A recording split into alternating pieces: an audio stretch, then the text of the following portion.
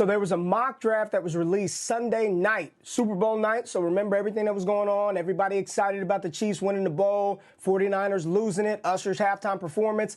But I want to dive into this mock because there was one spot in particular. I think if it were to play out like this come April, this would change the way that we think about the one-on-one in all Superflex drafts. I'm excited to tap into this one. Let's get it, baby. Okay, let's get it. Bitch, let's get it. Welcome back to the station. Welcome back to the channel. Y'all know what it is, your boy Ray G. You can find me on X at RayGQ. Check out all the content over on DestinationDebbie.com. And if you stick around to the end of this video and you find the information actionable and or entertaining, y'all know what to do. Hit that red button, subscribe, like the content, turn the bell on, get the alerts. We're dropping Dynasty strategy content, rookie content, mock drafts, ADPs, and the Wake Up with Ray G show. But we are going to take a look at a mock draft from one of my good friends in the industry, Damian Parson, who's a scout over at the Draft Network. He released a first-round NFL mock draft on Sunday. Some really interesting landing spots. Let's tap into it right now and see what DP has on the board. The link to this mock will be in the description of the video. Right here, 101, not a big surprise. Caleb Williams and the Chicago Bears. This just seems like a marriage that is destined to happen and one that probably needs to happen. I know a lot of people are still bullish on Justin Fields, but the likelihood of him being able to realize that potential in Chicago looks like it is dissipating by the day. Chicago, they stay pat at 1. Ryan Poles takes, in my opinion, best quarterback in this class. I know a lot of people out there saying stuff they just don't know. That's silly talk, man. Caleb Williams, best quarterback in this class. Chicago Bears fans, you should be excited to get this young man. Move down the board, and you got Drake May going number 2 overall to the Washington Commanders. We knew with new ownership group, new head coach and Dan Quinn, he's compiling a really nice staff. Got Anthony Lynn, Cliff Kingsbury, a lot of former NFL head coaches and coaches with a lot of experience coming in to help him out, especially on the offensive side of the ball. Get a quarterback prospect like Drake May, who I know the community right now seems to be a little down on. I'm seeing him down QB4. But some people would say J.J. McCarthy over him. Not me. I ain't doing nothing like that. I still think Drake May is an incredibly talented quarterback. And although he is not my QB2 in the draft, I think Washington makes a very good selection right here. It's just interesting. They got one North Carolina guy. They go right back to the well. They get another cap. But Drake May, I believe, is a much better prospect, more refined prospect than Sam Howell was coming out of North Carolina. But here we go. We get to the bombshell. That is the number 3 overall pick in DP's mock. And I got to hit y'all with that Ric Flair woo on this one because this is the spot, this is the pick, this is the situation that I think will have fantasy gamers switching up their tune for the one-on-one and Superflex drafts. And that is the Atlanta Falcons trading up with the New England Patriots for LSU Heisman winning trophy quarterback Jayden Daniels. Right here. This is the one. You get quarterbacks off the board. 1, 2, 3.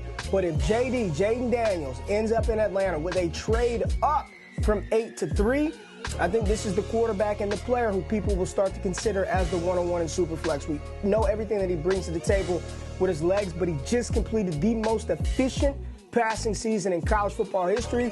This young man can do it from the pocket. He can do it with his legs. He is exactly what you want in fantasy, that ability to score you points multiple ways on a team that has Drake London, Bijan Robinson, Kyle Pitts, and competent weapons in other areas, right? On the defensive side of the ball, up front on the offensive line, and an offensive coordinator in Zach Robinson, who a lot of people were bullish on. One of them in L.A., one of them in LV. So here we go. Atlanta Falcons, Raheem Morris, they make a big splash in a division that is very, very winnable. They land Jayden Daniels, and I think this is the landing spot where he will enter the conversation as one-on-one in Superflex rookie drafts. Let's move up the board, move down the board a little bit. Arizona Cardinals, they still get their main man. We all mock him there. We see it in every single mock. Marvin Harrison Jr., number 4 to the Arizona Cardinals. Makes sense. Get Kyler Murray a dominant outside number 1 wide receiver and watch him flourish. I think it's a good pairing with the players that they already have. Hollywood Brown, Michael Wilson, Rondale Moore, Trey McBride, James Conner, veteran running back. Offensive line with Paris Johnson, a lot better than people thought they would be last season. Really like this move for Arizona. There's not a lot to dive into. He is the best player in this draft, period. Marvin Harrison Jr., number 4 overall to Arizona. Good stuff, DP. Let's move down the board a little bit more and look at this. Another damn trade. Another trade. Minnesota trades up for, I think, probably the hottest player in these fantasy football streets right now. There's been no more talk no more talk, greater talk than the conversations around Minnesota Vikings quarterback right here, J.J. McCarthy. And I know Vikings fans want him. I don't think he's fallen to 11. All the tea leaves are saying he's not going to make it there. So if the Vikings want a chance to get this quarterback, they're going to have to move up. So in the first 5 picks, we got 4 quarterbacks, 1 wide receiver. That just shows you how starved the NFL is for QB talent and how good this class is, especially at the top. Minnesota takes J.J. McCarthy. How you feeling? You feeling good about Justin Jefferson, T.J. Hawkinson, Jordan Addison? You know they've got to find a running game. I know a lot of people like Ty Chandler, but probably going to have to add to the running back room. I'm a fan of J.J. McCarthy. I think he's got all the tools, the talent, the traits. $1 million question, why didn't Michigan let him throw the ball? We'll see. This is a situation where I would like for him to sit a little bit, but if you can't beat out Jaron Hall, Nick Mullins, it may not be any sitting for J.J. McCarthy. In an ideal world, here's what I think Minnesota would do. You trade up, you get J.J. McCarthy, go bring Sam Darnold in on a 1-year deal. Let Sam Darnold be that veteran leader, veteran presence in the locker room for the young man halfway through the season up to their first bye week. And once that happens, goodbye, Sam Darnold, insert J.J. McCarthy. I think a lot of teams have learned that you can be patient with your quarterback. You see Green Bay and the great success that they've had with Jordan Love. You ain't got to rush him out there from day one. I like this landing spot. A lot of weapons there for J.J. McCarthy to work with. Good stuff out of Minnesota Vikings. Now, at 6, the New York Giants, we see a lot of mocks with them taking a wide receiver. They go Fuaga, the big offensive tackle out of Oregon State. I see a lot of people saying he can transition over and play guard. Big, physical, nasty. Daniel Jones is going to be the quarterback there. We don't know who's going to run the ball, and they still have to address the wide receiver position. But here's the beauty of this class. You can wait until rounds 2 and round 3 and still get competent, very good quality NFL receivers. The class is incredibly deep. Giants, they feel a need. They've got to get better up front. I don't care who they have on the outside. If you can't keep your quarterback upright, if you can't create rushing lanes, you will have no success. So I really like this selection by the Giants going to a position of need, offensive line. Move down the board. This seems to be as chalkiest as it gets. Tennessee Titans and Joe Alt, best left tackle in the class. Got to solidify that line. Brian Callahan, Will Levis, running game with Tajay Spears. They too need weapons. They can opt for a wide receiver, but again, second round, there should be plenty of players available. Go ahead and upgrade that offensive line with what should be an all-pro tackle for years to come in Joe Alt. New England Patriots, with that trade down with Atlanta, what do they do? Veteran quarterback, Justin Fields. They opt to take one a little bit later. Well, in this situation, they take not Malik Neighbors, my wide receiver too, but Rome Odunze out of Washington. Again, who are they going to have at quarterback? I don't know. They got to make a move. I don't care if you got Rome, Malik, and Marvin Harrison Jr. If it's Bailey Zappi and Mac Jones, it probably still ain't working out there. But right here on the board, he is a number 1 option at the wide receiver position. He's a tier 1 wide receiver for me in this class, along with Marvin Harrison Jr. and Malik Neighbors.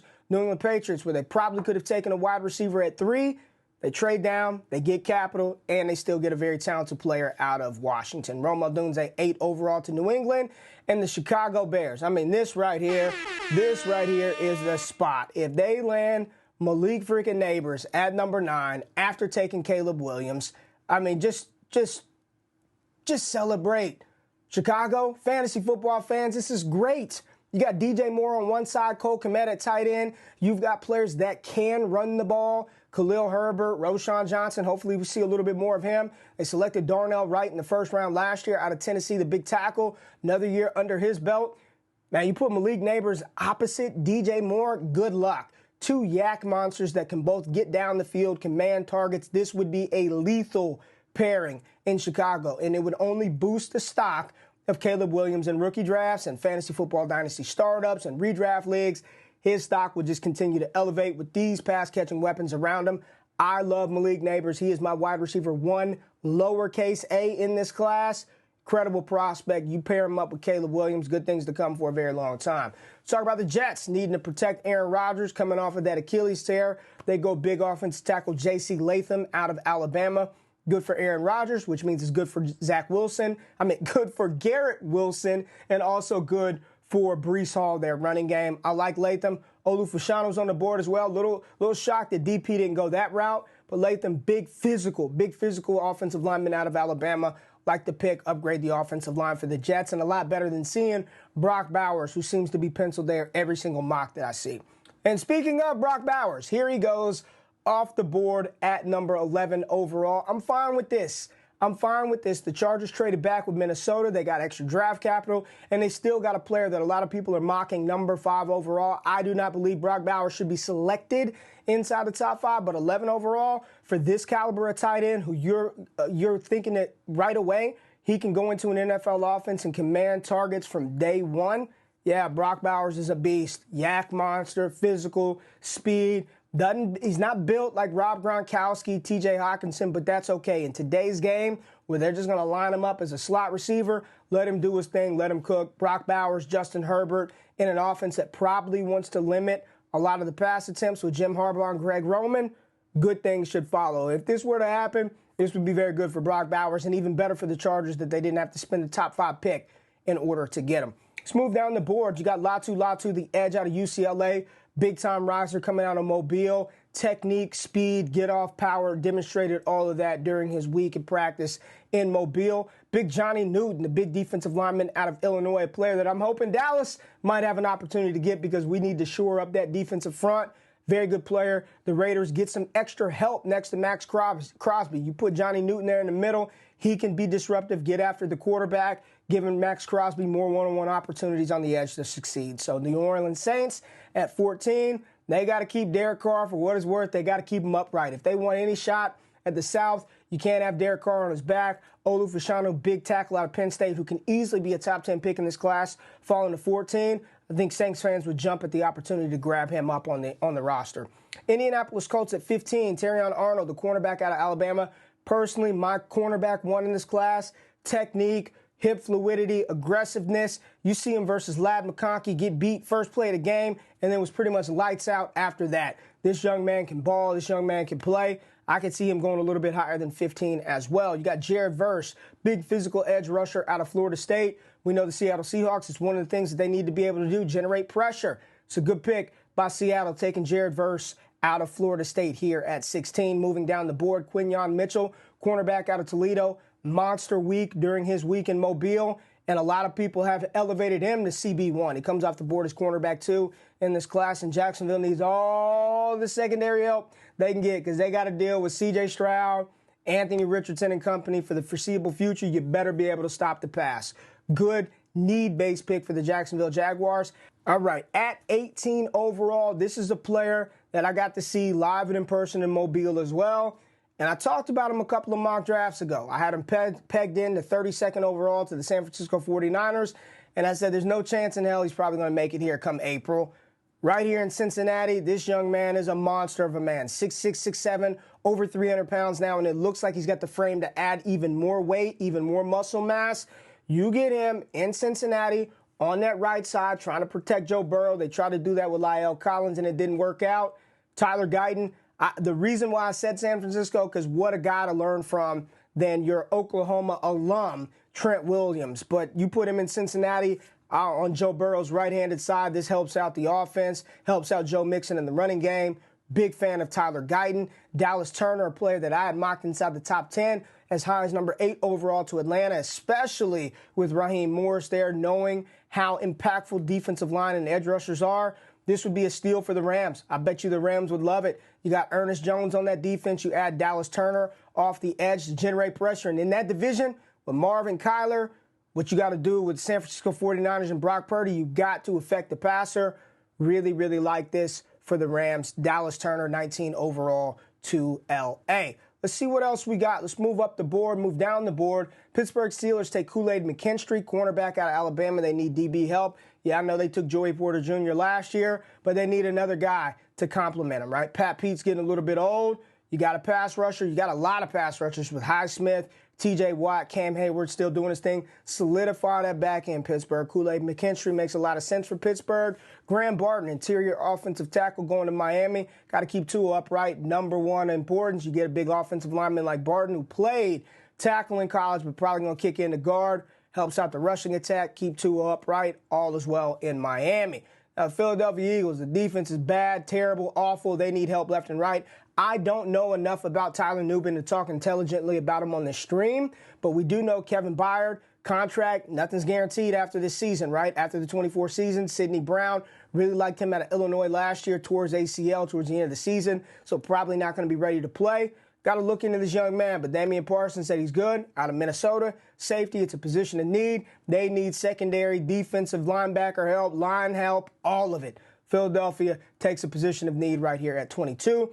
Houston Texans on the clock at 23, and they steal Byron Murphy from my Dallas Cowboys' hands. I love this defensive tackle. He is incredible. If we can't get Johnny Newton, Byron Murphy would be a fantastic fit in Dallas. The Houston Texans get him.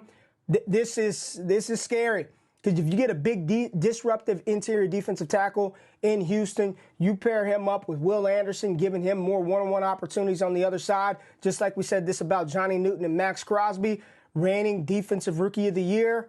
Scary hours in Houston, man. This is good for the Houston Texans. The Dallas Cowboys, 24th overall. They go the big offensive tackle out of Georgia. Mims, I do think Dallas is going to prioritize bringing Tyron Smith back. Still got Tyler Smith, another year of Zach Martin. I would have preferred Jackson Powers-Johnson. I actually told DP, man, you broke my heart because Jackson Powers-Johnson is a big position of need. I don't think the Dallas offensive line has been quite the same since we lost Travis Frederick a few years ago. Looks like they may lose Tyler Biadasz to free agency. Jackson Powers-Johnson, especially if Tyron Smith is back for another season, draft him, Dallas. Get this nasty center and solidify that anchor up front line for years to come. Green Bay gets him. Great for Jordan Love, whomever the running back is, and good for the wide receivers. More time for him to throw the ball. They got to solidify that line as well. So the Green Bay Packers take JPJ, Jackson Powers-Johnson, center out of Oregon, and the Tampa Bay Buccaneers, they go cornerback, Cooper DeJean out of Iowa. A little bit of a slide for him. We saw him in the teens earlier throughout the process. I think after the combine, he goes out there and blazes, shows that athleticism. He'll start to shoot back up the board some as well. Arizona Cardinals with another first-round pick, this one from Houston, which they probably thought would be much higher when they made this trade last year, but neither here nor there. They get an incredible athletic cornerback, Nate Wiggins, out of Clemson. Arizona just stacking talent. You get Marv, Paris Johnson last year. There was a trade back this year. I mean, this is a nice pick. This is a nice pick. Jonathan Gannon, defensive-minded head coach. Got to find some guys on the outside. You still got Budda Baker, but you need some cornerback help. Nate Wiggins is a very good one. Brian Thomas Jr. off of the board. Wide receiver, LSU, goes to the Buffalo Bills here at 28. All indications look like Gabe Davis may be saying bye-bye to the Buffalo Bills. And if that were to happen, they've got to find somebody to complement Stephon Diggs. I do think they are going to get things worked out with Diggs. Brian Thomas Jr., 6'4", 210, 215 pounds, field stretcher, touchdown maker. You pair him with Dalton Kincaid, Stephon Diggs. Josh Allen has another new toy to play with in Buffalo. You got to score points, get over that KC hump. Brian Thomas Jr. could help them do that. Let's go ahead and round this thing out. Darius Robinson, edge out of Missouri. Detroit Lions, they could opt for secondary help or find somebody that can help affect the quarterback next to Aiden Hutchinson. This young man's stock has been on the rise since his time in Mobile. The Baltimore Ravens, who did lose Mike McDonald, their defensive coordinator, they opt for more receiver help, which I think they should do. They take Keon Coleman out of Florida State. I'm not as high on Keon Coleman as DP is, but the whole theory and the thought behind the selection of taking a wide receiver, I think is very sound for the Baltimore Ravens. I like Zay. I like Likely. I like Andrews. Beckham, Bateman, they need somebody else in Baltimore. Keon Coleman, maybe a little bit of a project at wide out, but the physical tools are there. The athleticism is going to be there, and I expect him to test very, very well at the NFL Combine here in a couple of weeks.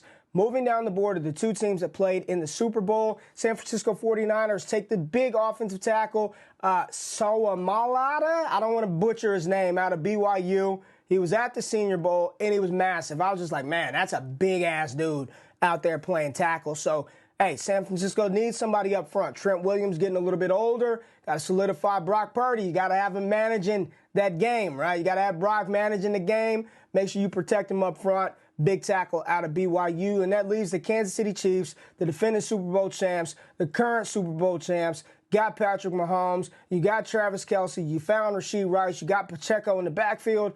Where do they opt for? Wide receiver. And they've got, DP's got them selecting Xavier Worthy, the wide receiver out of Texas. Listen, this is a very good fit. Like, he is a very good player. And he does things that Rashee Rice doesn't do. downfield ability to threaten defenses vertically. It's not really Rashee Rice's game. He can do that, but they really use him short to intermediate. They want a wide receiver that can take the top off of defense. You've seen them try to hit MVS, Justin Watson, even Sky Moore earlier in the season in those situations. Didn't play out. You put Xworthy on this team with Patrick Mahomes, Rashee Rice, Travis Kelce, Isaiah Pacheco. It's one-on-one coverage on his side every single time. And with his ability to get down the field, because I promise you this, he will run fast, this would be a great landing spot for Xworthy. And I think at this point in time, you look at the board with Odunze, with Neighbors, with Marv going inside the top 10, and then you only have one other receiver in this first round. You got Brian Thomas Jr. at Buffalo, Xworthy to the Kansas City Chiefs. I think most people in Dynasty would propel him to that wide receiver 4 spot immediately over Brian Thomas. And depending on how people feel about New England and Rome Odunze, you could see him get pushed up even higher than that. So this is DP's first round NFL mock draft for the 2024 class. You can check out all this content on the Draft Network. Appreciate you letting us use this for a little bit, DP. But let's go ahead and wrap this thing up. I appreciate y'all being in the doggone building. If you stuck around to the end of the video and you found this information actionable and or entertaining, subscribe, hit the bell, turn the alerts on, comment below. Let me know what you think about this spot, and check out all the dope content that we have to offer on DestinationDebbie.com and this YouTube channel. Y'all have a fantastic weekend. Make sure y'all wake up tomorrow morning. Dynasty Trade Show going up. A lot of content hitting the channel. It's draft season, baby. I appreciate y'all. I'm out. Peace.